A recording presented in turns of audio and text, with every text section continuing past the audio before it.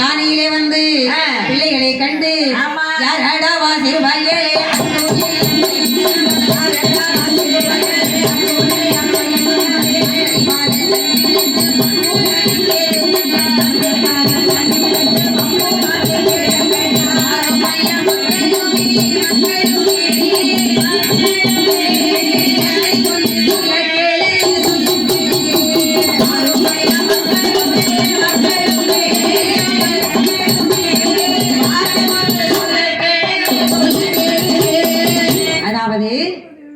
வீட்டுக்கு ஒவ்வொரு ஆளா வந்து மண்ணு வெட்டி கரையை பலப்படுத்தணும். ஆமா, இப்படி மன்னவன் சொல்லி இருக்கக்கூடிய அந்த சமயத்துல பாருங்க என்னாச்சு, வள்ளிக்கிழவி என்று சொல்லக்கூடிய புட்டு விக்கிற கிழவி.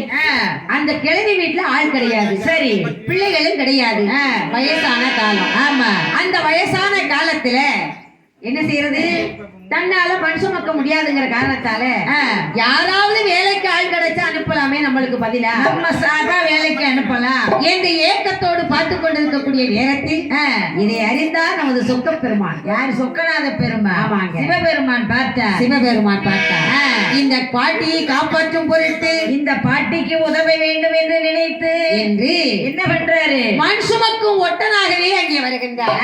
கூலிக்கு ஆள் தேவையா, கூலிக்கு ஆளு தேவையா, வேலை பார்க்க ஆளு தேவையா, நான் வேலை பார்ப்பேன், நல்லா வேலை பார்ப்பேன், நல்ல வேலை பார்ப்பேன். ஆமா, யாருக்காவது தேவைன்னா என்னைய யூஸ் பண்ணிக்கிடலாம். என்ன பண்ண யூஸ் பண்ணலாம், யூஸ் பண்ண லூசா தானே தெரியுற.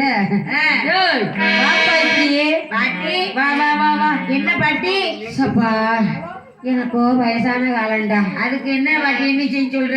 எனக்கு புருஷனும் கிடையாது, பிள்ளையும் கிடையாது. அப்ப வேற மாப்பிள்ளைய பாத்துருவோமா? அந்த வயசுலயா? கிழட்டு